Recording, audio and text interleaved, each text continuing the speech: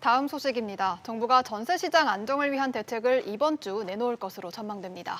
기존 규제를 완화하거나 새 규제를 추가하는 대신에 공급을 늘리는 대책이 핵심이 될 것으로 보이는데 구체적으로 어떤 내용이 나올지 취재기자와 함께 전망해 보겠습니다. 김정현 기자 나와 있습니다. 김 기자, 네. 일단 정부가 공식적으로 대책 예고를 한 거는 아니더라고요. 그런데 이번 주에 나올 가능성이 높다고 합니다. 네, 그렇습니다. 이 정부는 오는 11일에 홍남기 경제부총리 주재로 부동산 시장 점검 관계장관 회의를 열 예정인데요.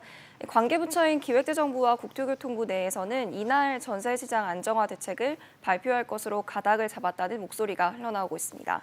네, 구체적으로 어떤 내용이 담길까요? 네, 이 수도권을 중심으로 임대주택 수천 호를 단기간에 공급하는 방안이 추진되고 있는 것으로 알려졌습니다.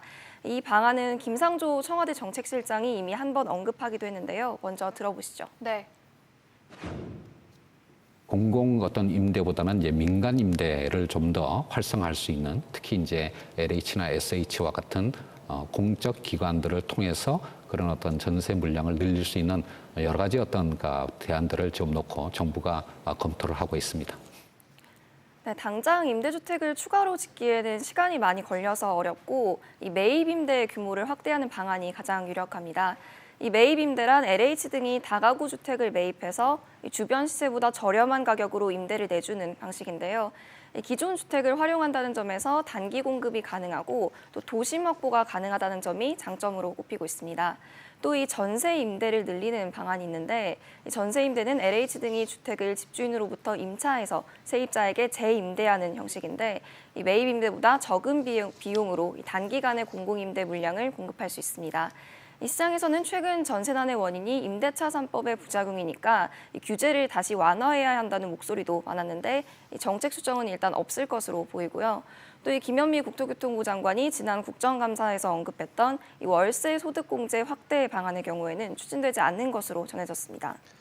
네, 그런데 지금 일부 지역을 중심으로는 올라가던 전셋값이 결국은 매매값을 밀어 올려서 매매가가 올라가는 현상도 나타나지 않습니까? 이거는 추가 규제를 할 수도 있다 이런 얘기가 있어요. 네, 그렇습니다. 이 서울 내 전세 매물이 사라지면서 이 전세 수요가 서울 전세 가격이랑 비슷한 수도권 외곽이나 지방 매매 수요로 이동하고 있는데요.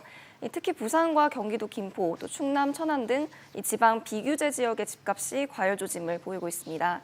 지난 3개월간 부산은 집값이 1.42%, 또 김포는 1.15%가 올랐는데 이 모두 서울 상승률을 크게 웃도는 수치입니다.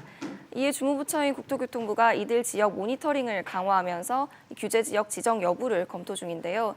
이 조정 대상 지역으로 지정되기 위한 정량적인 요건은 이들 지역 모두 이미 충족하고 있는 것으로 확인됐습니다. 네, 김 기자 잘 들었습니다.